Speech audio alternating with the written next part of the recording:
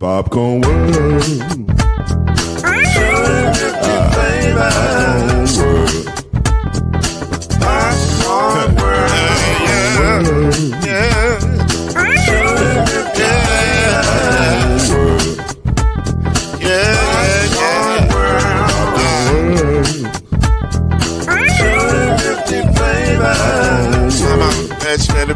Popcorn World. Can I make you groove now? Yes, I can. So you can get this groove in the back of a can. You can make it round the world when it holds in your hand. Popcorn World. 250 flavors gonna make you smile. 250 flavors gonna make you smile. 250 flavors gonna make you smile. That's that popcorn make you smile. Ah. 250 flavors. Popcorn World. Popcorn World. Popcorn World. It's a popcorn world. It's a popcorn world.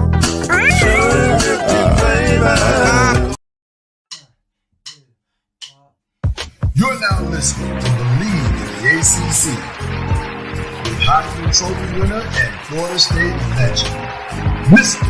Charlie Ward, Wave 3 TV, and Fern Creek Hall of Famer Kendrick Haskins, and Mr. Talking Noise himself, and of course Mama Noise's man, Lloyd Spence. And now, it's time for Bleav in the ACC.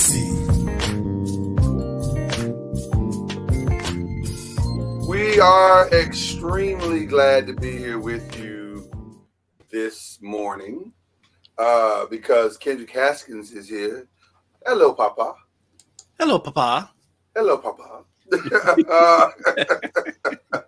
And of course, the incomparable Charlie Ward is here. And Charlie, what you coming in hot today? What does that say? God and family over everything. I mean, facts. That's strong, Charlie. That's a strong message. Yes, it was a family reunion T-shirt. So nice. I like it. I like it. Not a family reunion, but a family T-shirt that we had made. It's been a few years now, but I pulled it out for today. It's nice. I like it, Charlie. You look good. Everybody is in a good place right now, so that's nice. Even though it is freezing cold out here, at least where I am, it's 23 degrees, and the snow is coming. Cold. Yeah, and the snow is en route. See, Charlie, I thought you wore your blue and white today because it is Founders Day for the great men of Phi Beta Sigma Fraternity Incorporated. I mean, you know, I know he's not a Sigma. I know he's not a Sigma. I'm just saying it's the great men of Phi Beta Sigma doing their thing today, you know. So why were all the black fraternities and sororities founded in the same couple of weeks? Every other day it's founded. This is a weird week for that. It is. I think it's us, the Deltas. This is the Charlie, help me out here. The Deltas, the Qs was recently. The Qs is in November. Right, they're in November. Who were they celebrating for? I saw them celebrating the other day. They may have been celebrating the Deltas. Yeah. I think the Alphas, it's like a lot of them in January. It's you know, it's and then I don't know, it's weird. But I don't know. January seems to be the month everybody. I don't know if that's because it was the month everybody was going back to school, and that's when I don't know what it was, but that's when the Founders seemed to be. But shout out to my brothers of Phi Beta Sigma. Appreciate y'all. All right. Let's jump into some sports news because I feel bad. First of all, let me start off the show by saying I feel bad. I do. Because we can't give the same level of production to the basketball preview that we do to football preview because by the time we get to the basketball season, which is where we are now, we're pretty much like 3/5 of the way over it, 2/5 of the way over. So we can't really like go back and be like, here's what we think is going to happen, or it's happening.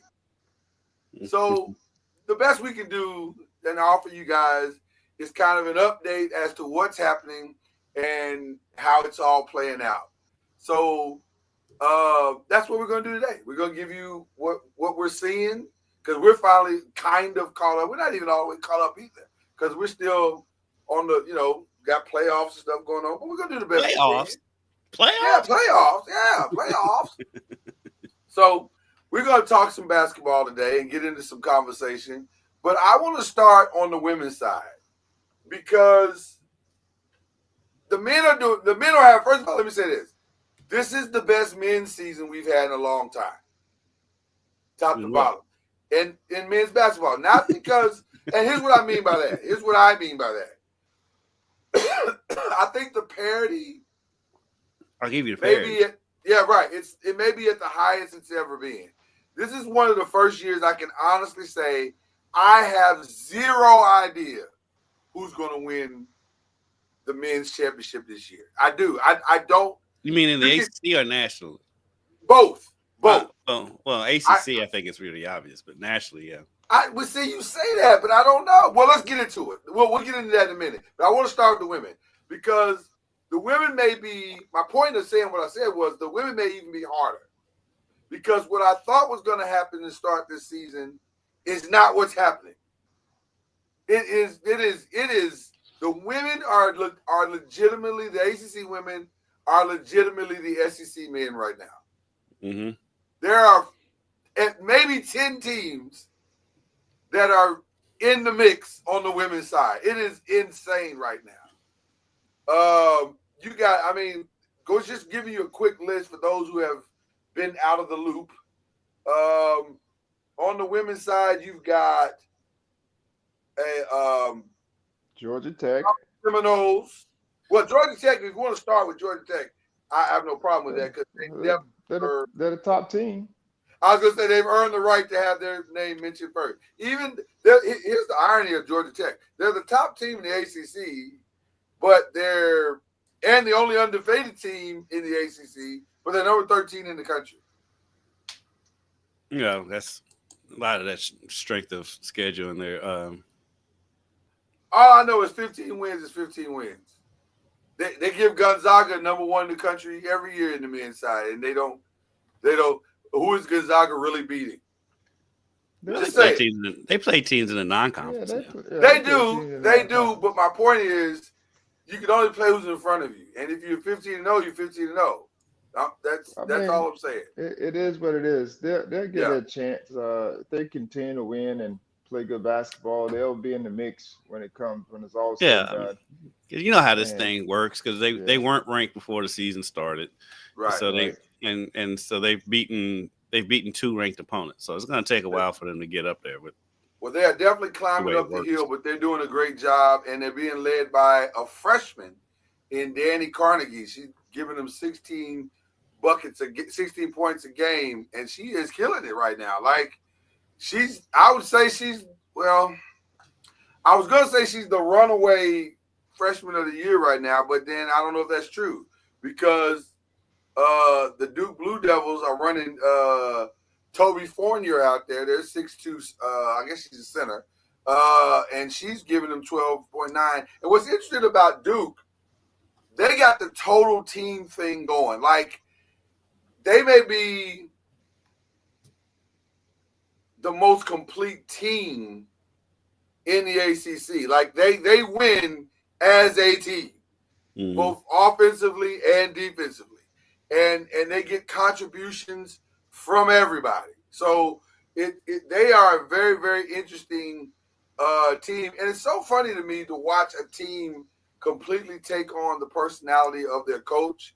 And they are tough. They are gritty, just like Carol Lawson. That's who she has always been, and they are the mirror image of her.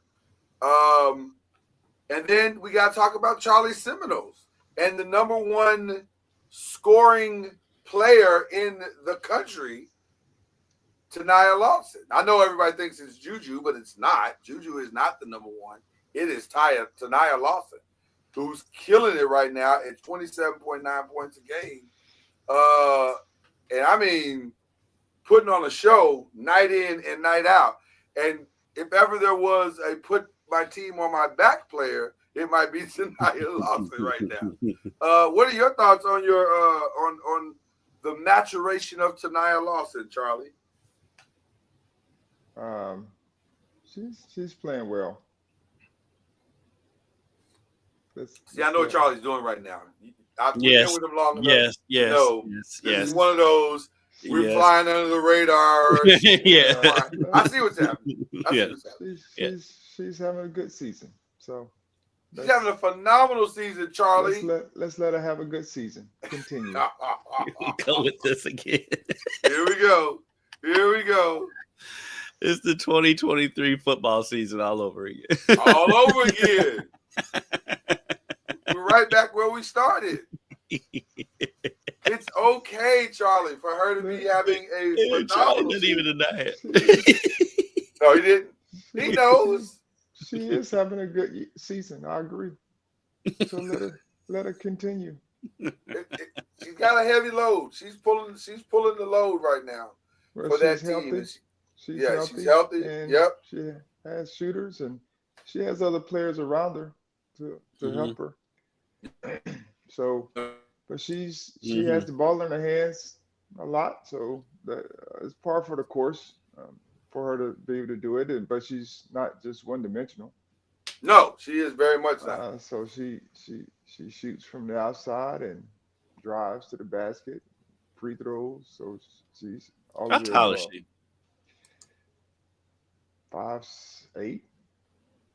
Oh wow, so she's not that big either. She looks longer than she actually is. She's athletic, stout. Yeah. So she carries her weight well and uses it to her advantage. She's very strong lower body. Mm-hmm.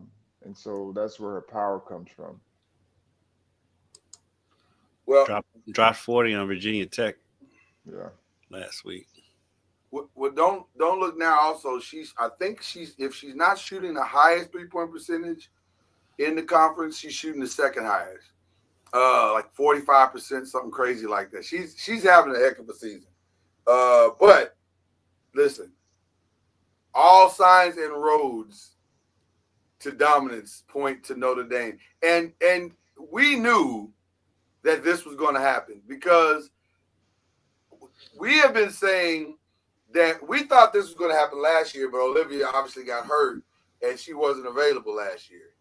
But my God, now that she is, it's the most dominant backcourt in the country, without question. I'm gonna tell you something, and I've been quietly saying this among my friend groups, but now I can say this publicly. They may be the most dangerous team in women's college basketball. I thought it going back into the summer because listen, they have those two and they still have Centron come back. And so, I mean, what do you do? Centron is number 11. She's a big girl. No, Citron's a guard. She is number 11, but she's a guard. She's 6'1", though, but she is a guard. Yeah. Okay. Yeah. They are the 3-point shooting on that team, and then with both of them being able to get to the basket whenever they want. I mean, they're as dangerous as they come. And first of all, aside from Hannah Hidalgo's 25 points a game, Olivia Miles is diming out 7 of the greatest assists you see a game.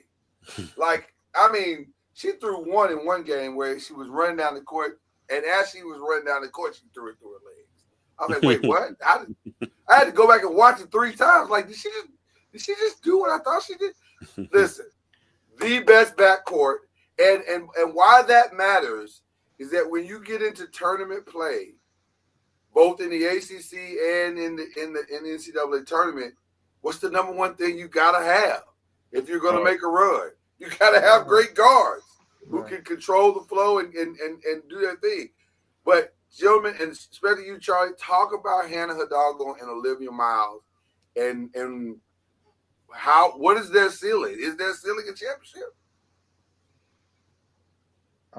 Eventually, I don't know when, but if they stick together, or stay together and stay injury free, they definitely have a chance to make it happen. Of course, you need everything when it's all said and done.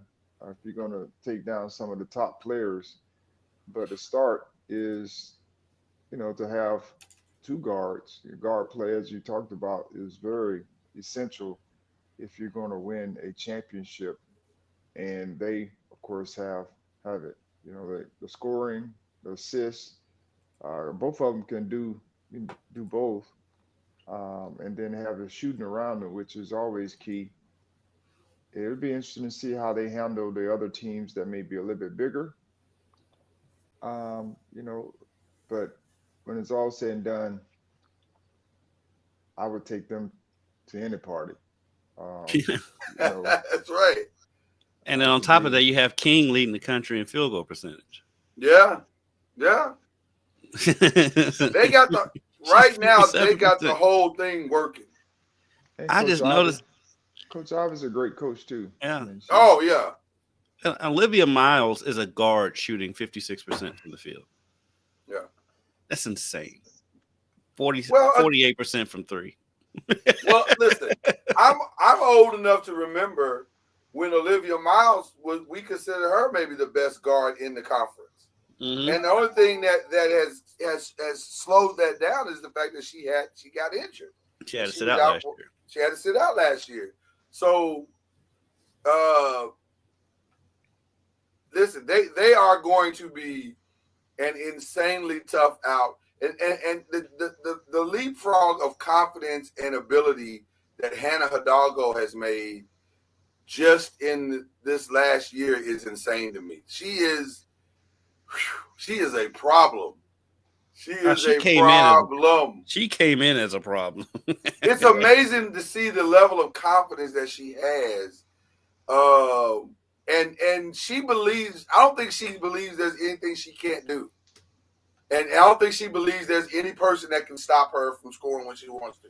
And she may be right. Quite honestly, She's correct. she is correct. I mean, listen, it ain't bragging if you can back it up, is what we're trying to say. So now I do want to show some love to some of the other teams in the ACC, NC State, Clemson, Louisville. California is playing some great ball right now. North Carolina. SMU quietly is competitive. Now, I don't know if they're going to be able to, like, make any kind of significant run. Got a player in what is the child's name for Nia Robertson, who makes it interesting. She makes it interesting. If she can get some help on her team, she can. I mean, they might be able to do something. She just doesn't have any help yet, but she's really good. Nia Robertson can play. This is the first year in the conference, and so they're adjusting. Yeah, SMU definitely getting their fit. Yeah. is a they sleeping giant in this conference in every they sport. just lost to California 81-66. Yeah. That's not a bad loss though, because California's good. And California is quietly having a season as well. And by the way, before we even go any further, we send our thoughts and prayers out to that Palisades, Altadena, Pasadena area, and then California as a whole. Hopefully they can get a hold of these fires and get that situation under control. But it is rough. It's scary. Right now. It's very first scary. out are scary. Yeah, it's very, very scary. So we send our thoughts and prayers to the people out in California for that. But it is a interesting, more than interesting season developing for the ACC right now. I'm really surprised because I thought it would be a good season. I didn't know it would be like this. Mm. Now, because Louisville's interesting there because we kind of knew they was going to struggle coming in by their standards because they're so young. They are Right. so young. They've got to be the youngest team in the conference, and so they've taken some losses. I mean, they've gotten blown out in games, but they're still right there. They're Yeah. 3-1 after the 3-1 start in the conference. Right there in the mix for making the tournament. They won 4 straight. They're at Pitt tonight. Ever since my favorite player, Jada Curry, since she got back in the lineup, she's played really well, and she might be there. Is she their leading?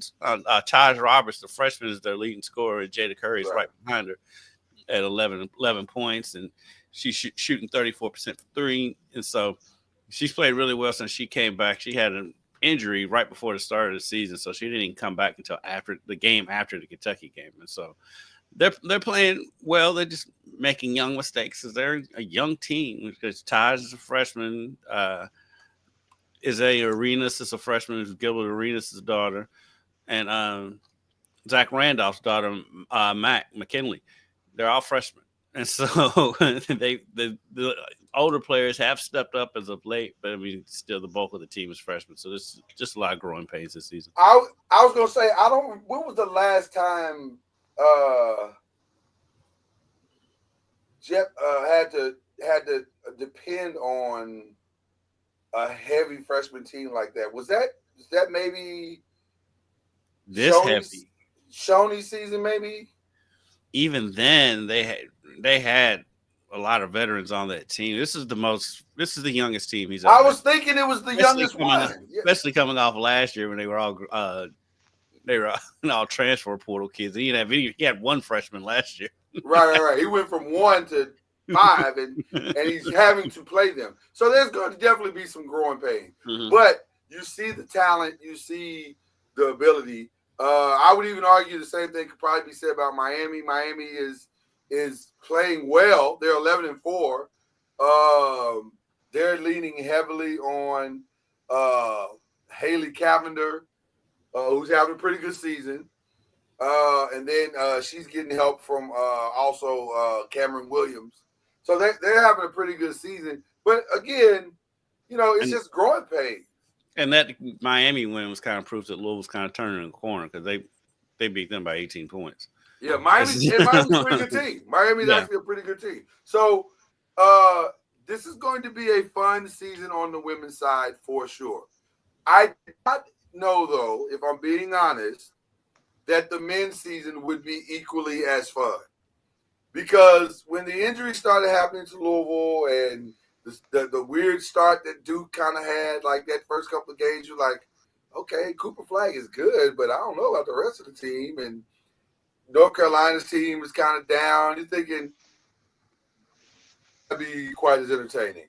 And to their credit, Cooper Flag's living up to the billing. Cooper Flag is everything advertised and maybe then so. The Clemson is looking pretty good, although that win against Louisville, that loss against Louisville was kind of surprising. I think it was the way they lost that was surprising. Yeah, that's exactly what I was about to say is the way they lost because they definitely had the size advantage, but they didn't take advantage of it. I mean, at one point, Javon Hadley was running the 5 for Louisville. Javon Hadley's like 6'5", and he's playing the 5, and they outscored Clemson in the paint. That makes sense. So Louisville played really, really well that game. What Javon did, he hit career high 32 points, 10 rebounds. They did that. What was impressive about that was they did that when Chucky Hepburn had one of his worst shooting games this season. He was 1 for 10 from the field, but he still got his assists. He still got steals. He still had a few more turnovers than usual. Some couple just bonehead turnovers that you don't usually see from him.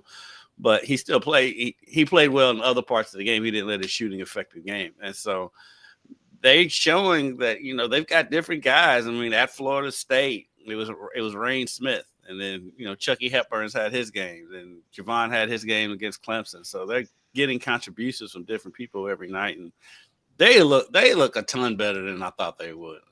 Before the season started, and even most of this season, I was like, they should just be happy with getting to 500 after where they've been and all that. But now they're second place in the conference, and they look like they might be the second best team in the conference right now. So it's fun to see. It's fun to see the life back in the KFC Yum Center for home games, and they're playing really well right now.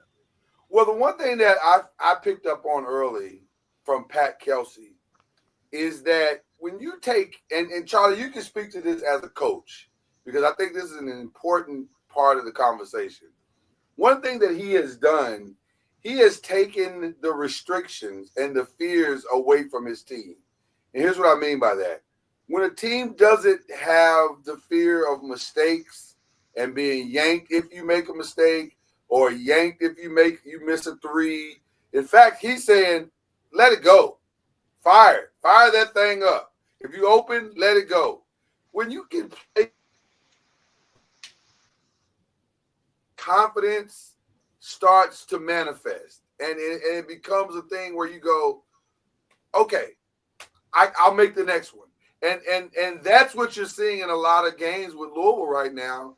We'll make the next one, and yeah, like even in that Clemson game, they didn't start out shooting well, but eventually that ball started going in the hole, and Clemson was like, what do we do? Great, John. That all sounds good. But if you're not playing well or shooting well, you're coming out because you're not being productive.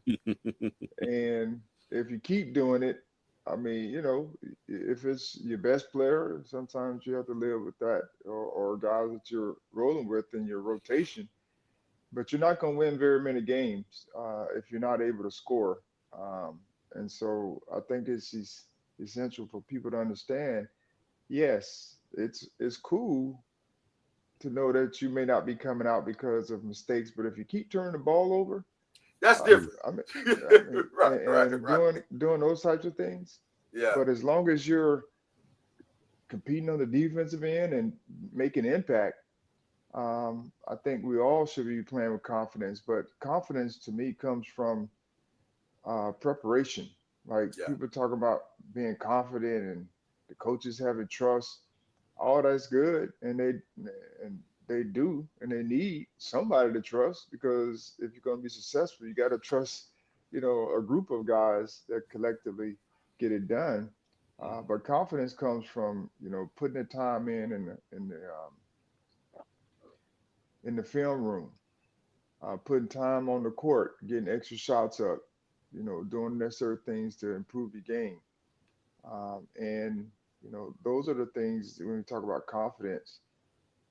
I mean, the coach is going to trust what he sees. I mean, you have to earn that trust as well. And so I think that's important to understand is, everyone that's getting an opportunity to play is at least earn the opportunity to play by something that they've been able to contribute and do. So I hear you when you talk about the confidence and the coaching, not looking over your shoulder and all that. I mean, I've been there, I've done that, but then I've been in all of those areas where you make mistakes and you get a little bit more rope. And there's times where you make mistakes and you don't get that rope, you get full. And so how do you bounce back from it, and how do you grow so that you can continue to earn the confidence of the coach? So I just say, when you're not doing well in one area, if you're still out there, that means that you're doing something well in other areas to help the team be successful. So And that was Chucky in the last game. Yeah, he couldn't make a shot, but he still distributed the ball. He still was a ball hawk on defense, and still did the other things that contribute to winning. Just couldn't get the ball to fall. But they playing really well. Getting Traore back has helped a lot, especially in that Virginia game. Them getting over that hump, them blowing out Virginia at Virginia. Even though Virginia is not the same Virginia we're used to, for that program, for the Louisville program, who could not win there, they hadn't won there since 1990. So for them to get that win, I think that for the fan base, not so much for this team because they didn't experience any of that, but for the fan base, that I think you got a whole bunch more buy-in from the fans from seeing them finally get over that hump at Virginia. I want to stay there for just a second on Virginia because obviously, as we all know, Coach Tony Bennett retired at the beginning of the season, and literally at the beginning of the season. they're playing well, if you can say that, at home. They're 7-2. They have not won a game on the road. Overall, they're 8-7. Talk to me, guys, about how challenging it is to pivot like this when your head coach walks away in the manner that he did. It's got to be difficult. At least, I mean, the assistant coach that took over, he's been there, so you're not totally relearning the system or whatever. But it's got to be difficult. But is the voice? But the Charlie voice can speak on that dramatically better. changes, right, Charlie? And it's like, I mean, it's a tough situation because yeah, I mean he's been there the whole time, and then all of a sudden you have to pivot from uh, I wouldn't say a different philosophy, but hearing a different guy, and him, really not having the head coaching experience in a lot of ways. So there's some drop off there from Coach Bennett's experience, yeah, and you know I don't know what kind of team they were going to be even with Coach Bennett. You know, Right. right. That's a great point. so they could have easily been this team, Yeah, there even with was a Coach little bit of Bennett. fall off. Yeah, there was a little bit of fall off coming anyway. Yeah. Yeah, Yeah. So I don't know. I think his decision was very similar to Coach Larinaga I was going decision. to get to that one. Yeah, It Yes. was just a matter of when they wanted to do it because of the state of the game uh, of college sports, and so I don't think his decision and Coach Larinaga's decision would have been better before or after or in the middle of the season, like he did. So I think they're just at a point where they're like, man, I'm tired and I just don't want to be a part of it because they see a lot of things that we we don't see, we hear about, but they see yeah. it on a daily basis. Um, and so I don't know if Virginia would have been any different. They may have won maybe one or two games more, but I wouldn't see them. I wouldn't see them being in the top echelon. Yeah. Let, let, I don't like the way either one of them did that because you yeah. preach to your team first, team first, team first, and then you just bounce. I mean, I was going respect to ask, respect your Larinaga career. left. Did he leave? Leave? Yeah, he's Was he? done. And so I respect Wow. their careers. I expect. I mean, they're Hall of Fame coaches. You're not your background. Uh-oh. They're Hall of Fame coaches, and I respect everything they've done in the game and contributed to the game. But I do not agree with the way they handled it because I mean, obviously, you had those feelings before. It didn't just come up that day. You was like, you know what, I'm out. So, Yeah. And and I, leave your I, team in the lurch, and they're scrambling and everything. I didn't like it at all. I don't well, like it either. I do understand it. I just yeah. I don't. I understand agree it, with. but Yeah, like do it in the off season. I think you hurt the program doing it the way they did it. I really do because the reality Well, is. they, Go ahead. well, just do you did they? Because I think you do. let's just say because this is what's happening as we've seen in college sports today. Whether it's a coach deciding to move on or a program deciding to move on. Most times, when they understand and know that they're getting ready to move on, they don't allow the coach to finish out the season This because is true. they're going to try to find the next coach, whoever that next coach is. Yes, And so to me, this is very similar to that in a sense. They just did it before the season, which is, I Yeah. mean, the timing is always never good. I don't know if there's ever a great time. June. Um, yeah, I mean, everybody would say that, but even that time is I late. just, You I know just what I threw out mean? a month. Right. I'm just saying, like, it seems like there's never a great time, Mm, because if you do it too early or too late, you're still scrambling, trying to figure it out, like who's going to be the next coach, and mm. the search is tight. And so it's just I don't know if it's ever a great time, um, but what we've seen as a trend is, if that is what you desire to do, whether it's them firing the coach or the coach deciding, hey, this I'm tired or leaving, you know, let them know so they can at least start to prepare for the next coach, whatever that looks like. And then, like in Virginia's case, the new coach, I don't know if he's going to, get the job or have an opportunity to Doesn't feel interview like. for it. I mean, this is his audition, to Yeah. to see if that's something he can handle.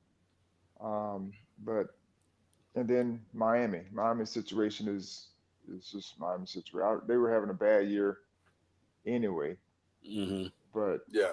I don't know if they're gonna be able to recover this year. But at least they can have a head start on who's going to be the next coach. On the coaching search. Yeah. I mean, Well, and from that perspective, I hadn't really thought about it. That is true that, these universities can let these coaches go whenever.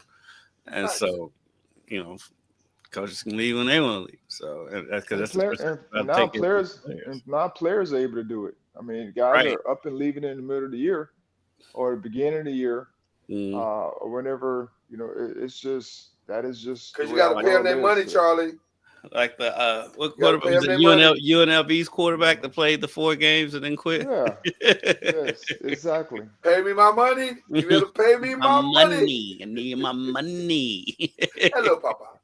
Um, I, the thing the only thing that I was would I'm not pushing back on anything you said, Charlie, because I 100% agree with everything you said. The challenge that I have with both men is that in addition to you leaving, you also send the message of, oh, and by the way, I hate NIL. Well, Okay, that's got well it. that. Hold I on. get Hold it. on. Hold on. No, wait, hold Isn't on. Wait, isn't isn't that what we want? We want the coaches to be authentic. We want them to share their hearts. That is what he's sharing his heart. as the coach, yeah, but not as the outgoing guy. Like, don't don't say that on your way out the door, and now we got to deal with the repercussions but that of but that when but we that's go recruit Miami players. Well, I heard y'all hate NIL. The last coach hated NIL. We're fine. Like it's. I It's mean, the U of L deal with, but I mean, it's but fine. I mean, that's but it's a that's new what you regime. do. That's what people do. They on their that is when true. they're on the job, they're professional. Like I'm not going to sit up here and talk about NIL being, the way it is and the worst Right, and everything as a coach because yes, that's going to kill you. But right, so right. but when you're not affiliated with the school anymore or you're moving on, I mean that's where books are normally written, Yeah, after something. It's not normally during where you're authentic unless you're just one of those people where you want to put all your business in the street or you want to share your thoughts on X, Y, and Z. yeah, But most people, don't start telling their hearts until, later. After the fact. Yeah. yeah. Because they want to protect their image. They want to protect whatever it is they're trying to The protect, the brand, the whole school. nine. Yeah, Yeah. yeah. And so And the thing it's is like if they do get that itch to come back, it's going to be very difficult for them to recruit. Well, it sounds like they're not coming back because they um, Right. Tony and Larinaga both just kind of. I can definitely see Larinaga being done, but Tony's young enough to where I can see him getting that itch again. I was a little more nah. surprised that Tony did than I was Larinaga. I can I can see Coach Bennett either coaching at a lower level Or high where school. or high school. I agree. I, I, Wow. I can see him coaching at a lower level where there's where he can develop players and do the things that he desired to do or he's been doing and wanted to do without all of the of course when you go lower division your best players are going to be cherry picked by Hmm. some of the other guys or some of the Right. bigger teams for NIL and those types of things. But I could see him doing some of that or just coaching his grandson's little league team. Mm-hmm. Yeah, like because the things that are going on. So, one of my best friends growing up, his nephew is a pretty big time player in college football. I'm not gonna name any names of universities, but the offers he's getting, and he's staying put, and the university he's at can't match, but he's staying out of loyalty and all that, which is good on him and a very mature way to look at it. But the Well, I'm things that are happy to hear it. things that are going on behind the scenes right now, Oh, yeah. it's insane. it's insane. It's insane. And it's only going to get worse. Let's be clear. Yes. I saw and I'm hoping they were joking or hoping it was an AI overdub, but I saw an overdub where a player came up to a coach after the game on the football field, and he said, "Just call us, man. We can get you a bigger check or something like that." Like it was, and it was supposed to be, I guess, humorous, but I said, hopefully this is an overdub because I never know. Sometimes these overdubs are really good, but like I'm also sure that there are some coaches saying, "Hey, situation, give us a call in the offseason." Like, and honestly, what can you do if you are a coach? You having to recruit and re-recruit almost on a daily, weekly, monthly, and yearly basis. Yeah. So it's recruiting year round now, where yeah, you're recruiting your players, Recruiting other and people's players. you're looking at other people's players, and then you're recruiting, outside. And so, I mean, I ran into a college coach on the plane, and he was just coming back from Miami. I was in Miami, and or going to Miami and catch a flight back to Tallahassee, and he was going to Miami or coming from Miami to because one of his players was down was working out, and he's down there hanging out with his players because he's one of the best players, and he's in Miami working out, and so he had to go visit to make sure that Keep him. I was like, oh Lord. I mean, I understand it, going to visit your players and making sure that they're doing what they're supposed to do, but when you have your ear to the ground in a sense, and you know that ground where your player is could provide some challenges, as far as long term stability with your program, to me that is crazy. it's insane. It is insane. Not to pick on a team or anything, but like I've been watching the Coach Prime documentary or docuseries, and like just the recruitment of Jordan Seaton was insane. Like they literally had to text and call that dude every day until he signed. Like it was just up. And on the day he signed, it was like, "Have you signed yet? Have you signed yet? Did you do it? Have you did? Okay." And then once they got him in, it's like, come tuck him under the shoulder here. Like, okay, come on, you're part of the inner circle because you can't lose him. You can't afford to lose him. Like because nowadays, even after you sign them, you still have to recruit him. Right. You gotta start recruiting him immediately. Like the day he steps on campus, if he doesn't feel a part of it, he'll leave. And then you got a gaping hole in your program. And I'm sure it's even worse in basketball because the hole is bigger. There's only 5 guys that can step on the court at a time.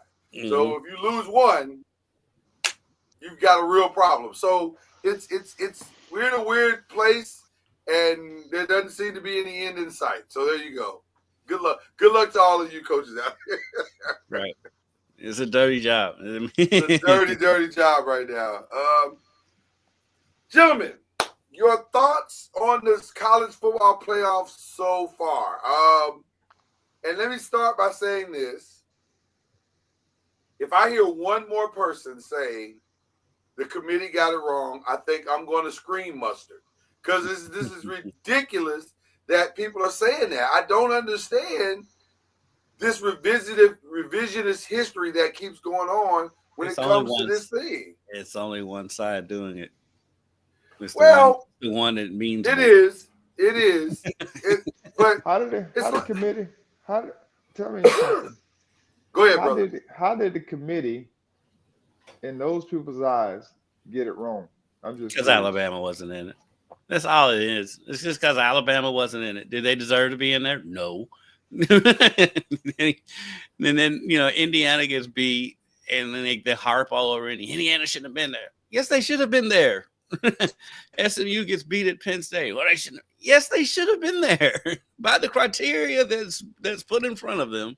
That they followed the criteria. They won their games. They didn't lose to a bad Oklahoma team. They didn't lose to Vanderbilt. They went out there and took care of business all season. They deserve to be there, but because they lost by double digits, all of a sudden they shouldn't have been there. And it's just the same old nonsense every year. Oregon lost by double digits. Yes. Oregon got it handed to them. Yes. So my thing is it's not. I mean, we keep talking about this. Who deserve to be in it? We got to take it out of the full hands of those people who are talking about who deserves and all that. Because if we look at the eye, if we go by that test, then there are only going to be certain teams getting in every year. It's going to be the SEC Invitational. That's what it will be. 100. But that's what they want us to do.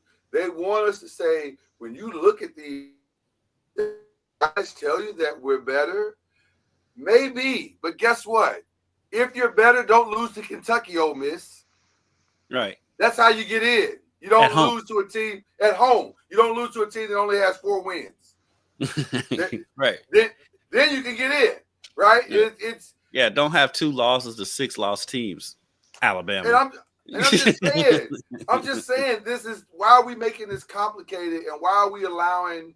It feels like we're allowing the cool kids to try to bully us. Mm-hmm. That's what it feels like. It feels a lot like that. It does feel like that. Yeah. So I'm saying, okay, I got it. You got a great. You had a great conference this year, SEC. You did. I can't take that away from you. But that doesn't mean it was so great that your team should have dominated the playoffs, because it wasn't. Right. But the thing that I'm most proud about with the CFP is teams like Boise, teams like Arizona State, who deserve the opportunity to be there because of them winning their championship, and the criteria of them being included in that mix, and then getting a bye. Like, of course, as we saw, all the bye teams lost, and so that's that deal. I mean, even so did the committee get it wrong, Charlie? That's what I'm saying. Like, there's no getting it wrong to me. It's just a matter of who gets an opportunity by their season. And just because you want to get in a conference that has 18 teams or 20 teams or whatever the case may be, that's your deal, because you wanted to make the money off of the deals, and that's the reason why you got in the conference, whatever the conference is.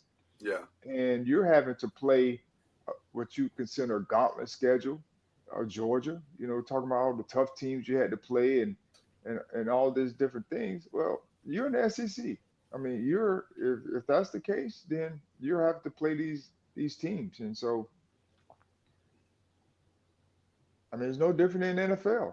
If you're in a tough division, you have to play all those teams. Yeah. You know what I mean? You got to play those. And if you're in a weak division, that doesn't exclude them from winning division and getting into playoffs. Right. And so like Houston, Texans. So it's just one of those deals where you made the choice to be in the SEC because of the other factors. Mm-hmm. But now you got to live with those consequences of playing what you would consider a tough schedule.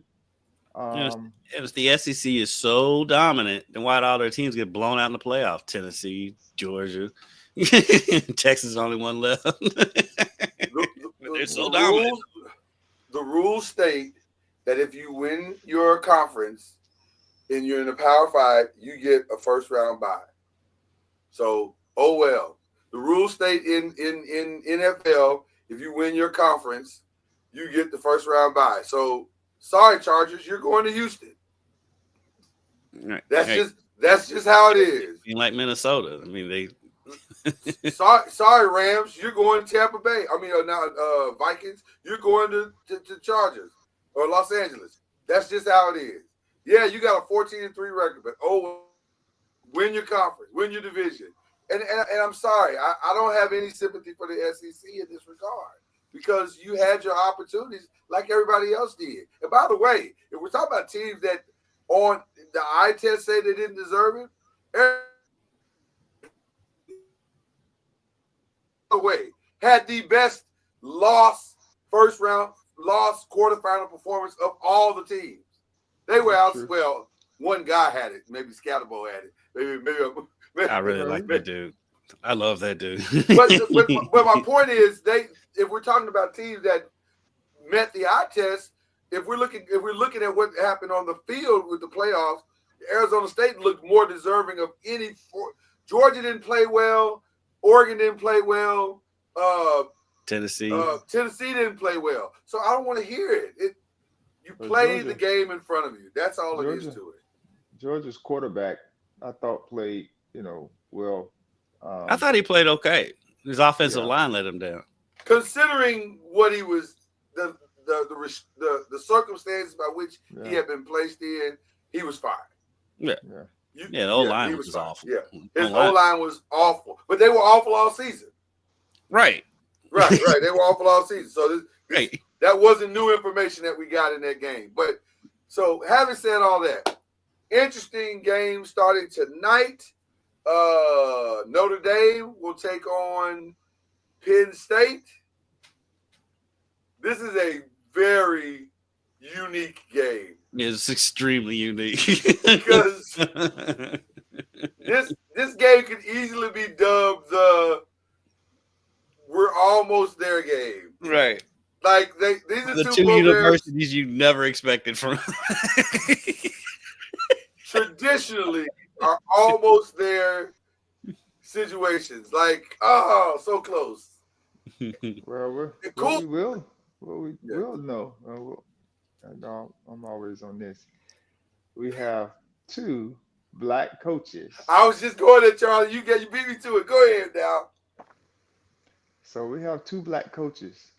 Hope and I were sitting here on the couch, and we were talking about, man, there's never been a black coach to ever win a national championship. Even playing it, even coaching it. Charlie, it didn't even dawn on me until earlier this week when I started actually thinking about it. Hey, wait a minute. Right. We've never had a black coach coaching how is that possible? But when you think about it, it's very possible. Where do we live? But because I hadn't even thought about it either until one of them was asked about it. I think Franklin was asked about it. And then I was like, oh, hold on. We do have the potential to have the first black coach win the national championship and play in the championship game. Well, it's not even potential anymore. It's going to happen. Yeah. My allegiances are behind the winner of this game, even though I'm not. I mean, I can't stand Notre Dame, and I'm not a big James Franklin fan either. I mean, we're kind of obligated at this point. Yes. I would love to see them win. Yes. Yeah. That would be join forces to beat Ohio State. So with that statement in mind, gentlemen, I'm going to ask the question this way. Who do you think has the most potential, which will obviously tell us who we think is going to win, to go and win a national championship of the two teams that are playing tonight?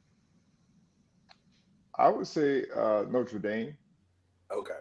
That's what I think too. Yeah. One, because I've been on Notre Dame most of the season. Yeah. Notre Dame, to me, they have the defense and the offense. Along with the kicking game. Huh? Have enough offense. I don't know if they have the offense, but I think they have enough offense to maybe make it interesting. They can't get. Yeah, I mean, I, I think they do have enough offense. Mm-hmm. I mean, if they're playing Ohio State, their defense, they're gonna lean on defense in their run game to keep Ohio State off the field. But they're gonna have to improve their passing game. Um, you know, more than I think he had 96 yards passing last game. Oh, Mm-hmm. that's unbelievable. That is unbelievable, Charlie. That man played 60 minutes of football and had 96 yards and won. And they won. That's the crazy part about it. They won. Hey, the run game was working. They stuck with it. But looking at the game, Charlie, I mean, between Penn State and Notre Dame, Penn State's defense has been playing really well, especially in the playoff. And so, I mean, I do think they're going to make life difficult for Riley Leonard back there. Well, that's if Abdul Carter can play or is healthy. Mm-hmm. How do they keep? They did have some other producers some linebackers, man. Yeah. I mean, even the backup guy, number 15, I can't remember his name, but he was good. Yeah, he was all over the place. Who we talking about? I'm sorry. Penn State's linebacker. Linebacker. Yeah. Oh my. That's linebacker you. That is linebacker you. Hey, I don't know where they come up with them at, but anytime you look out on Penn State's roster and see a number 11, go ahead and pencil him into the league. He's gonna be great. He's gonna be great.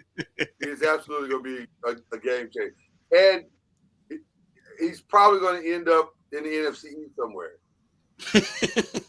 either with the Eagles or the Cowboys. One or the other. Yeah, I can take Michael Parsons.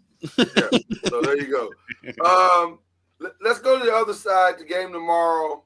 Ohio State and Texas down in Jerry World. Let me just say this, because I had not seen a lot of Ohio State games this year. I'll be honest. I did not know that Jeremiah Smith was that good. I did not know. I knew. Jesus, man. Because we played in. Our high school team played against him. I think he might have been a sophomore. And you knew for a long time then. Yeah, he was terrorizing folks for some time in high school. I mean, their team won like 3 or 4 state championships. But he was good even then.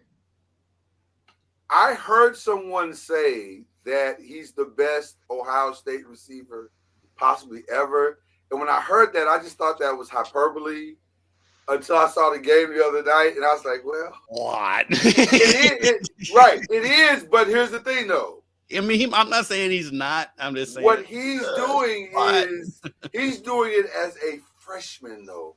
And he looks with not the greatest quarterback. With not the greatest quarterback. And he looks almost like DK Metcalf now. Like, that's crazy to me. This kid is huge, and I don't know what they're feeding these kids. I can't imagine how much it costs to feed that. I mean, God, man, he is spectacular. But greatest. I can't give that to a freshman. It's a little early to say greatest. I'll admit that. It's a little early to say Carter greatest. played at Ohio State. Right. It's a little early to say greatest. Joey Galloway, like, come on, Joey was pretty good at football. He was pretty good at the football. Jackson Smith and Jigba was pretty good when he was at Ohio State. I'm just saying they've had some very strong language. Marvin Harrison just left. Marvin Harrison left an hour ago. I'm just saying. He's got a real shot at Offensive Rookie of the Year. Just saying. But having said all of that, the kid is special. Like, he is. Yeah, he's special.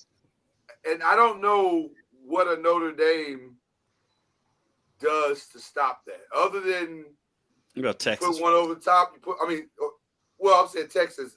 I'm already putting. If I'm being honest, I hate to say it, Texas, but My buddy was like, so I'm already putting Ohio State in. Lloyd, you'll laugh at this one. So my buddy was like, "You think Ohio State's going to beat Texas in Dallas?" I was like, "I watch Dallas losing Dallas every week." Not that hard to beat. What's that mean? Let me be clear to the Texas fans that are listening. There are no home field advantages for this game. First of all, Ohio State people travel extremely well. They literally just traveled all the way to California. This is traveling is not their problem. Look, man, my second favorite coworker at work is a diehard Ohio State fan. His brother is in the band currently. Yeah. And he's talking about, I might go to my mom really wants to go to the national championship if they go. So that's right. They're going. Ohio State fans are going. So I think Texas. But Texas is going to show out too. I think Texas is going to surprise us. Really?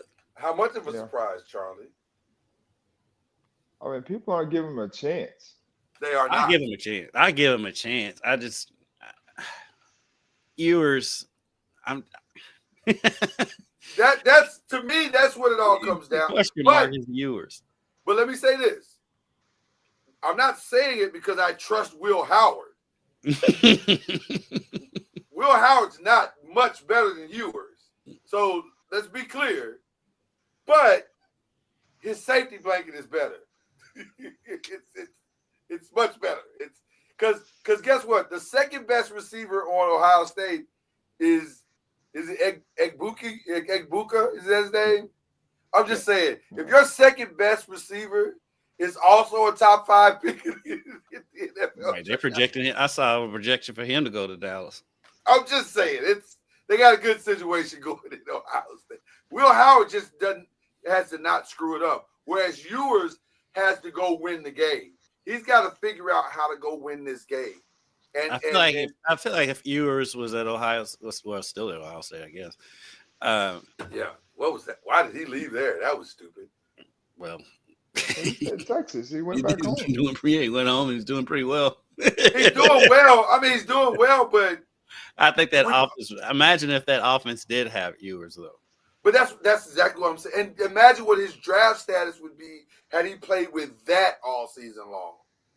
He might have jumped the gun a little bit on his decision. That's all I'm saying. Yeah, he was fine. I think he'd have been better served. Dude left 3 years ago, and he was not even. I mean, he didn't know. He wasn't even on the depth chart. He didn't know. I mean, there needs to be studies done on Ohio State. And they always have the best receiver, and like they always have quarterbacks that leave that end up being all world quarterbacks that leave. I mean, Ewers, Burrow. Yeah. I mean, and they want to fire that man up there. They because he loses to Michigan. Get out of here, man. Who are you guys going with in this one? I'm still going with Ohio State. I'm going with Texas. You going with Texas? Okay. Yeah. All right. Hook 'em horns. Hook 'em horns.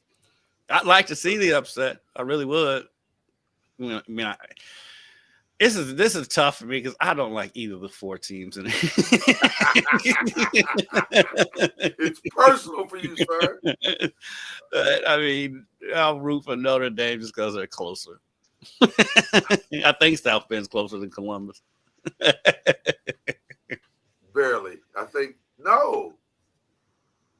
Because South Bend from where you are is like 3 hours, maybe. No, it's longer than that. It's Columbus, like yeah, you're right. It might be about the same. It might be about the same. It might be about the same. You're right. You are correct. I went to South Bend this year, so I'll go with Notre Dame. All right. Well, there you go. You go with Notre Dame today. All right. We got to do this just because it's fun for us, and it'll be fun for you guys as well. Going to be a fun weekend this weekend. Wild Card weekend is always a joy and a lot of fun. I think it is so much fun when you don't have a dog in the fight. Oh, it's so much more relaxing. It definitely is. It's not relaxing. It's not more fun. I can sit back and just enjoy it for what it is. No pressures on me on my fandom. That's for sure. But I've had that for the last 13 years. So I don't know how great that is at this point. Well, it's usually done for me after the second week anyway. Right. Charlie, I'm gonna start with you. Who do you see? I'll ask the question this way. Do you see any potential upsets this weekend? You got Texas Chargers, Ravens, Steelers, Bills, Broncos. Then you got Rams, Vikings, Buccaneers, Commanders, Eagles, Packers. Do you see any potential upsets going on in this first wild card round? What do you mean by upsets? I mean, well, we're talking about the Ravens, because their expectation is to, win it all. Right. So if they lose, then I could see that being an upset. That'd be an upset for sure. Do you see the Steelers being able to pull that off? The way they've been playing here lately, I don't. I mean, they haven't been able to score. Right. The other teams haven't been able to score either, but they haven't been able to win those close games lately. And so I don't know if they can do I that heard as something well. this morning that I thought was utterly ridiculous. Dan Orlovsky floated out that maybe they should have a Justin Fields first down package and have him come in and do something on first down to help move the ball down the field. To that, I just simply said, there's a reason why you're in a studio and not on somebody's sideline, because that's ridiculous. I just don't see what the Steelers. Not every first down, but I could see them mixing them in there. I mean, it couldn't be any worse than what their offense is now. Well, I fully a YOLO pass and hope somebody Pickens catches it. I fully expect to see Justin Fields play this weekend. I just don't know how much of an actual difference it's going to make, because I'm gonna be honest with you. I'm with you, Charlie. The Steelers' offense feels like wishing on a star. It does not seem like it's gonna. The game that is interesting to me, and let me start by saying I do not want this to happen at all, but it could. Is that the Broncos Bills is interesting to me because the defense of the Broncos is actually really, really, really good. I know people are trying to say Bo Nix did this, he did that. I think Bo Nix was fine. He wasn't great. He was okay. He was fine. He was fine. He was pretty good. For a 37-year-old rookie. But that defense has been fantastic. And I think hasn't. I think it has. I think it has been really good. It's statistically, yeah. Right. But the teams they did this against. Well, you can only do it against who they put out there on Sunday.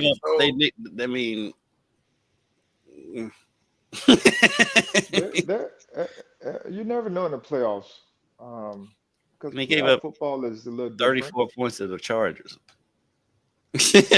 and 32 to the Browns. Well, but that's not the only team. That's not the only people that have given up a bunch of points to the Chargers. Because the Bills, who are the number 2 seed, they gave up 42 to the Chargers? Great either. That's my point. So the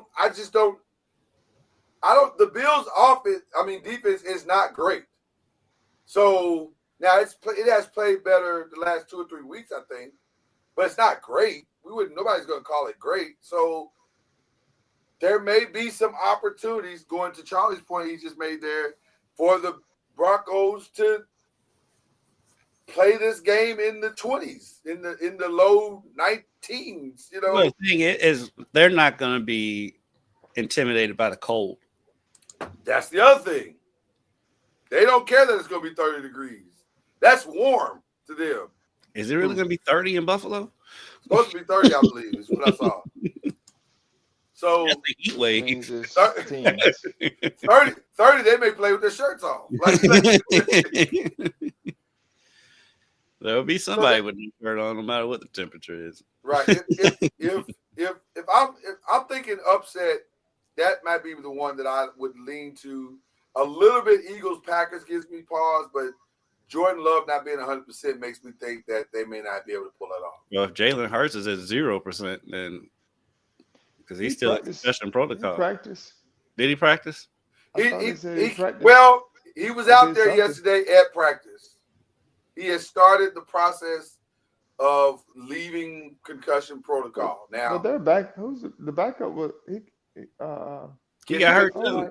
our guy, Kenny Pickett. He I got thought hurt. played well. Who, Oh, he hold got on, hurt, Charlie. too? Hold on, Charlie. Whose guy is it? Who you talking about? You talking about the ACC's guy? Is that what you're talking about? Yeah. Oh, okay, Our guy, okay. Kenny Pickett. He gets the signal now. He gets the play in his helmet, so he don't have to. He can stay in the huddle. I knew that was coming. So he can think He better. can think a little bit better. And did he get hurt or did they just take him out? Because I know the third string quarterback came in and threw a couple touchdowns. He got hurt. Too. He got hurt. But he Yeah, was at they're practice down to yesterday that too. third string quarterback. He was at practice yesterday too. Kenny Pickett was at practice yesterday too. Okay. So But we'll see what they do. Huh? The Eagles, they gotta win. I mean, they need. I don't know who they're playing, but Green Bay at home. they should be fine because Love is hurt, or her team. I should say. He's hurting. They said that if they had to have that game, he would have come back the He other. would come back in. Come back in, but Well, listen, there is an easy path to the Eagles winning. It's very simple. Just turn around and hand the ball to the guy who just rushed for 2,000 yards. Right. Good point. Yeah. Play action. This doesn't have to be hard. Like, But you that's just- the thing. Sirianni likes to make it hard, which is always fun. This is very true. These are words that I cannot argue against. These are words. It is very true. So those are my two potential upset games. I just You it's don't gonna be think interesting to see what happens. Rams Vikings doesn't give you a little pause, but they're being in LA? I don't think that's an upset. I think the Vikings are the better team. No, I'm talking about. That's what I'm saying. I think. What about it? Can the because it's an upset at the Oh, Rams? you think the Rams? Well, they're the higher seed technically, but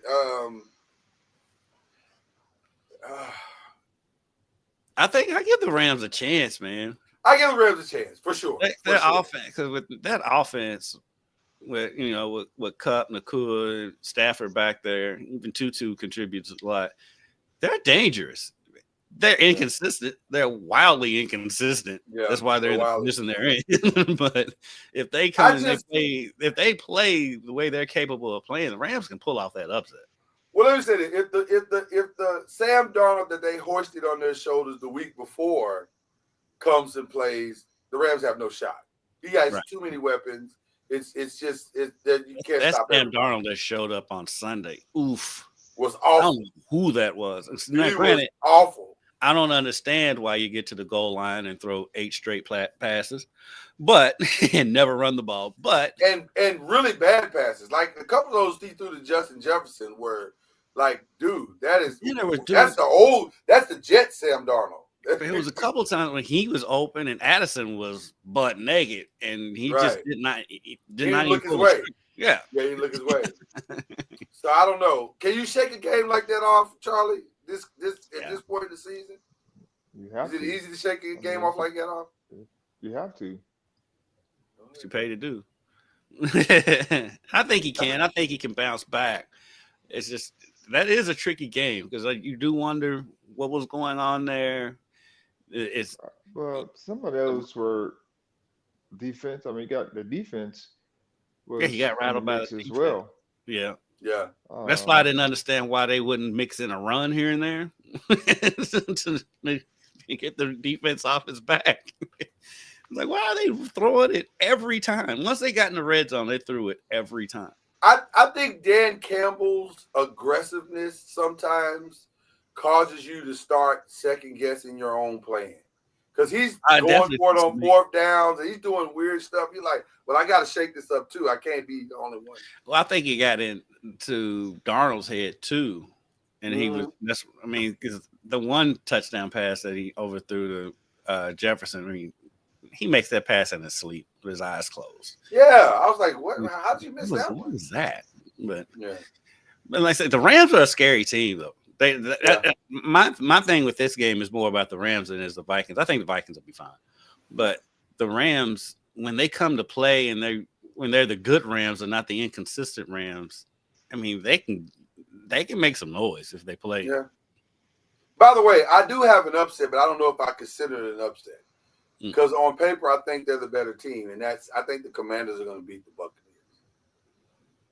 Buccaneers. I wouldn't.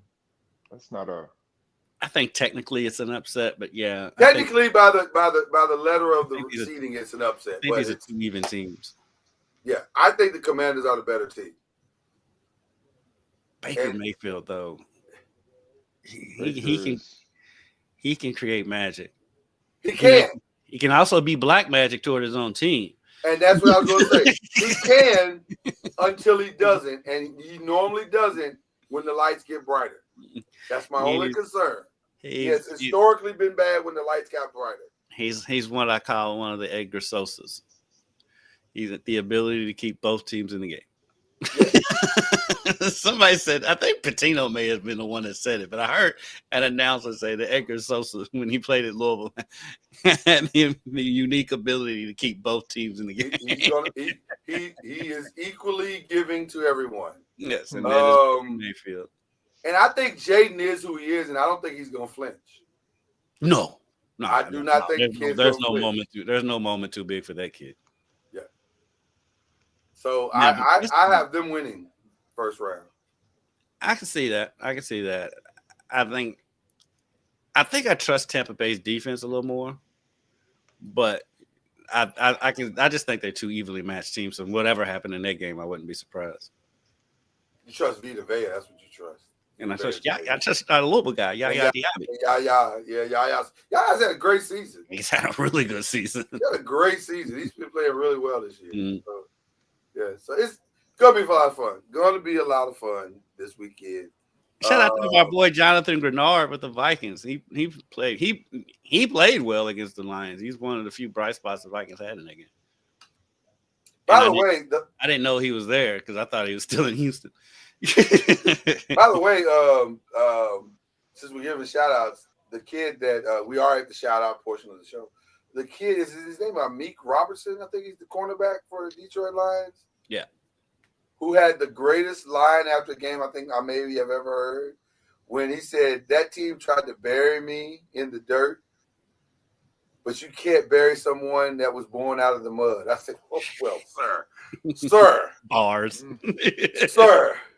You can start your rap career at the end of the season. Go ahead. That was awfully good, sir. No, that's pulpit worthy. Yes. Without question. That was that. Listen, I want the Ravens to win for selfish reasons because of Lamar. But if the Ravens somehow don't make it, I will absolutely be rooting for the Detroit Lions. I need the Ravens just to beat Pittsburgh. Right. Well, that's you as a Cowboy fan wanting to shut up all your Pittsburgh haters. I got it. I got that. Yes, that's first. I understand. And you know what makes me mad? Because I've been watching that Hard Knocks with the AFC Central. I have too, yeah. I usually never watch Hard Knocks. I get bored with it, but it's been really good.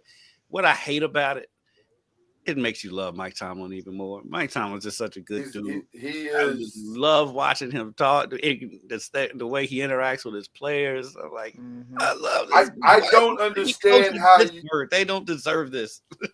There are two coaches that I don't understand how you can't be motivated by them. Mike Tomlin and Dan Campbell. How do you not, like when you listen to them speak for 3 minutes, you feel like, okay, so that wall can come down. I think I can go ahead and just run through it and we'll be fine. I'll be fine. So they are amazing. Mike Tomlin, I would trade for him if I was the Chicago Bears. I would trade for him. I'd offer whatever Pittsburgh wanted. I don't wish that fate upon anybody. I didn't say it. I wouldn't. If I was Tomlin, I wouldn't agree to the trade. Right. No, I didn't say if I was Mike, I would go. I'm saying if I was Chicago, I would offer whatever they wanted.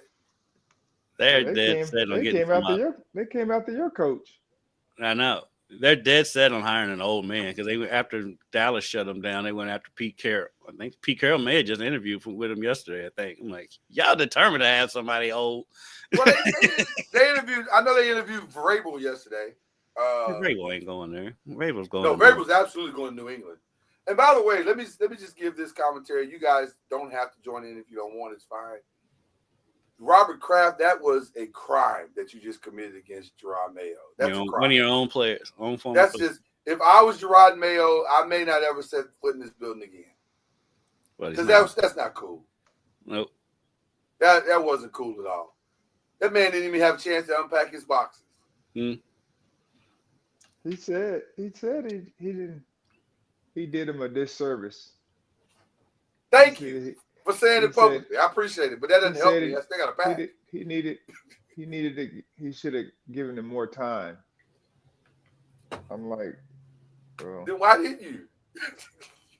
You're the one in control of that.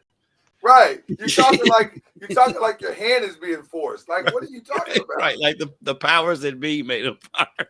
Are you in a hostage situation? Is somebody holding a gun to your head? Like, what are you talking about? That was the weirdest letter I think I've ever heard. Like, bro, are you not aware that you're still the owner? Like, did you not get the memo? Like, what are you doing? Are you in a Xanax state? Like, what is happening? That was terrible. I don't know who's owning worse. We need to do a show. There's no question. There's no question. Your owner's bad. I agree. But my owner ain't much better. Hold on. My owner ain't much better though. He's the clear second.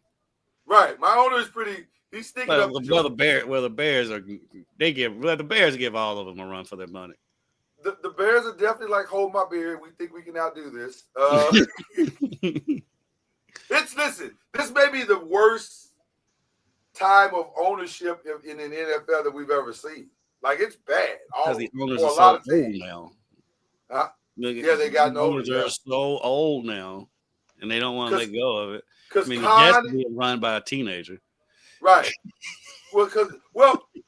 Woody's bad. Khan is bad in Jacksonville. He's horrible. What's his name down in oh God, I'm drawing a blank. The lady down I found a tax New Orleans. expert on Fiverr to handle our taxes. The tax expert. That was free. You guys said to check. Mike Brown is always in the running for the Bengals. Mike Brown is right. Well, he's going to have the worst offseason of his life. Yeah, because he hates spending money. And listen, he has no choice. Burrow's going to have to restructure. I guarantee he has no choice. Burrow's going to have to restructure. I think I have a drop for that. Yeah, I do have a drop for that. Yesterday's price is not today's price. We need to get somebody else to say that. I like Fat Joe. You don't like Fat Joe? We seen his recent comments? No. Just Google it after the show. Okay. All right. We'll have to get into that. I missed something. I've been out of the media loop on that one. Okay. All right. Who we shouting out, Jim? Who we shouting out? Tanah Latson. Oh, now we can give her attention, Charlie. You know, Charlie, that was especially when he makes that grin afterwards. I almost want to humble flex you, but I'm not gonna do it. I'm not gonna do it because it doesn't meet the criteria. It doesn't meet the criteria, but it is funny. It's just funny. There's something I probably should be doing here, but I don't know what. We need to come up with one of his fly under the radar drops. That's what. Right, there's something that should be happening here. I just don't know what it is. But go ahead and give it to Tanaya. She's been fantastic, by the way. Right. Fantastic. She has. Okay. But I said that earlier. Though, Charlie. I'm just saying. I just want to give her a shout out for her to continue. I see what you did there. Charlie. I don't think there's anything I love on this show more than when Charlie says something and he gives that grin. That grid. That one right there. That grid is something. Okay, I've got my shout out, which I already discussed with you all in our text earlier this week, which I know is going to make Charlie Ward extremely happy. The Republic Bank, because we always have to say the sponsor's name because they literally will email us if we don't. The Republic Bank LIT this year, the Louisville Invitational Tournament, which is essentially for those outside of Louisville, it's the city tournament. They are going to have a shot clock this season at this year's tournament. Yes. So shout out to them for finally stepping into 1970 and putting a shot clock in high school basketball. Hopefully this is a precursor of what's going to come. Kentucky's always very slow moving, so it might just be the LIT for a few years before it gets adapted full time. But shout out to them making that first step to having a shot clock in high school basketball. Unbelievable. Next up, Awesome. 3-point line. Awesome. Can we go back to the rounded backboards? You want the rounded backboards? That's where they're going. I mean, they want to stay in the. No.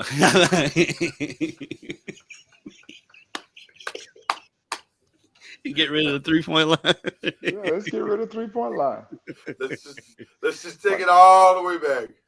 Like people, like what I've experienced. I was with some of the people from the NFHS on Monday, and we were talking about the shot clock and how like all the states that have adopted it, no one has said that they're not playing with one. Like they've taken it back.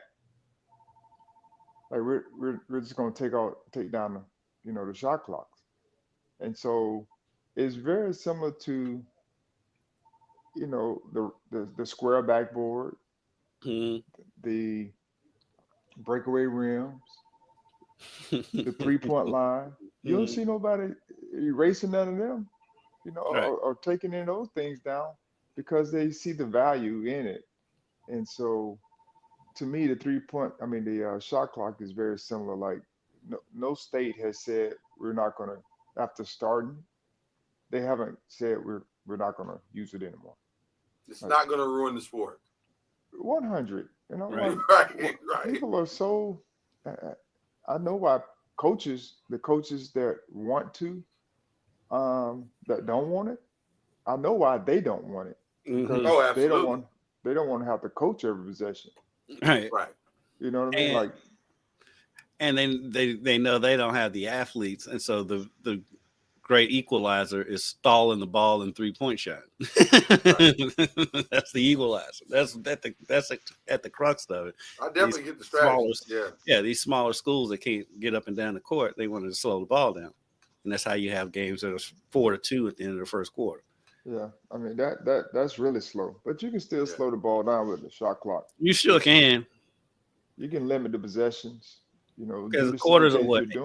Yeah, because the quarters are what? 8 minutes. 8 minutes. Yeah, you can 35-second shot clock. I mean, you can still hold if you get offensive rebound, you can still hold the ball for a minute. 100%. All right, were you good, Kizzy? I'm good. Okay.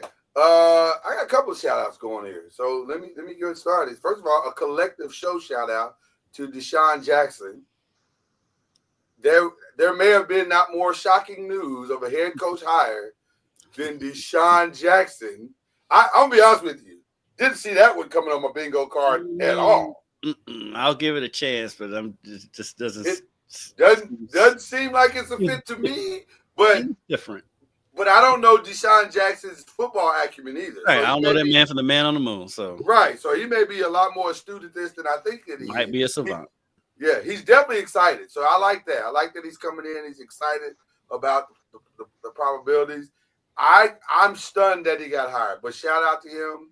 Hopefully he can make this work very, very, very, very, very well. My next shout out is to Netflix. They did not screw any of what they had to do up. Not the NFL. That turned out phenomenally great. The WWE thing Monday was outstanding. It looked visually amazing. They did some new things with the camera tricks and drones, and it was really, really, really, really good. Drones have been a big difference in broadcast nowadays. You can 100%. you can just do things and it's cheaper. You It's cheaper. have a big old crane to do what they can do now with the drones. So yeah, the drones have made a world of difference in broadcast television, especially sports. Outstanding. So shout out to Netflix for getting that thing all the way right. And now the game is going to dramatically change. And by the way, for those of you who have been sleeping through the night, we will be getting a new sports. I don't know what you call it, network conglomerate. That's still in the works because I heard about it. Oh no, it's done. Okay. It's done. Venue is a thing. You're gonna be hearing more about that in the very near future. It's a package that you buy. I think the price I heard was $49 a month, which is bananas. But whatever, it's very expensive. But it's happening. Let's be clear, it is happening. And it's going to encompass Fox, Sports, TNT, and ESPN. So just get ready. You heard me. Yeah, I knew it was coming. I don't understand the business behind it because you already have those channels. But not as one package. I think what they're saying is you can bypass all of cable TV. Oh, yeah, and just have that pack. And just get that if that's all you want, which, by the way, a lot of people are going to do. Because if I'm being completely honest, I have YouTube TV. Don't watch 90%. I don't watch 90%. Really, all I watch on YouTube TV is sports, 2.5 Men, Three's Company, and Sanford and Son. everything else I watch on YouTube TV is stuff that I recorded, and it's like maybe 5 shows, and I don't need YouTube TV to go watch any of them. So I'm telling you, this could be a game changer. I knew it was coming. Yeah. Or you can do it like I know a lot of people do in one of the richer neighborhoods in town. All of them have this box where they just get everything. Oh yeah, well that's out there. That's never going to change. That box is never going to change. You know what I'm saying? But it's like $300. You pay what $300 up front, and you have everything. Yeah, including paper. And then my final shout out is to our fantasy league that we just played in. Kendrick and I just played in. It was a great season. Did you win again? I did. And once and Charlie, I know my teammates. And then this year because it's our 20th year playing fantasy, we did something different. No, I'm definitely hitting the button. Let's be clear. Yes, Charlie, I just won the league back to back. I'm for sure hitting the button. Oh, okay. But not only because of that, but because they got me this really nice championship ring. See that? Who's they? The league. I didn't contribute to that ring. Well, it's not an expensive ring. Let's be clear. But just see the word "they" is very deceptive. It is. The only "they" there would be they in they household. That's right. And that was a humble flex. You ain't worth 2 dead flies. What? So if I win that next year, is that ring coming in? You get a ring in the mail. I think it's a cool little flex. I do like the ring. I ain't gonna lie, I do like it. It's a cool little flex. It's heavy. I can't wear this all the time. It's annoying because I find out this thing is really annoying after like 10 minutes. You're like, because your whole hand is weighted down. You're like, I don't like this. Because you used to only having one ring on. Right. And it's light, and I don't even know it's there after a while. Whereas this, you always know it's there. So it's, Because so we, my fantasy league at work, we chipped in and got a trophy. Well, the guy that won it last year got a job in Utah. So instead of trophy, he's got the trophy. He took it with him. Yeah, this fool, instead of leaving it here where everybody else in the league is, he takes it with him to Utah. So of course he came in almost dead last this year in the league, and so now we're like, he's got to see the trophy bag. I know. I don't know how we're gonna get him to send it back. He's got to send it back. You got to get him on the line and say, "Yo, bro, Man, I don't give me that trust. trophy back. I don't Stop playing." trust him to get here in one piece if they do send it back. Well, listen. Maybe you go with championship ring. It's not expensive. I promise you, they're not expensive at all. It's true. So, and it's a long-term flex for whoever wins. We may have to make a trip to Utah. You gonna pull up on the man's house? Hey, let the tournament be out there this year. We pulling up. We pulling up, baby. We pulling up. All right. Okay, well, that's all I got. That's all the shout outs I got. Everybody in the country right now, and under the sound, as the pastor would say, under the sound of my voice, please stay safe on wherever you are. Stay safe from the fires. Stay safe from this cold weather, the snow that's coming through, and ice and stuff that's coming through. Please stay safe. Do what you need to do to protect you and your family, and stay prayed up, as they say. Stay prayed up. So, with that being said, I hope you've enjoyed this, because we certainly have. That is the great. Where are you at? Over there. That's the great Kendrick Haskins. That is the incomparable Charlie Ward. Oh, you say great. I just think Charlie. Well, I think this. Charlie's beyond great. Charlie's incomparable. Yeah. Extraordinarily incomparable. No. No question. There's no question, Charlie. Don't even downplay it. It's not even. Yeah, you're not flying under the radar with us, Charlie. No. We know. Go Noles.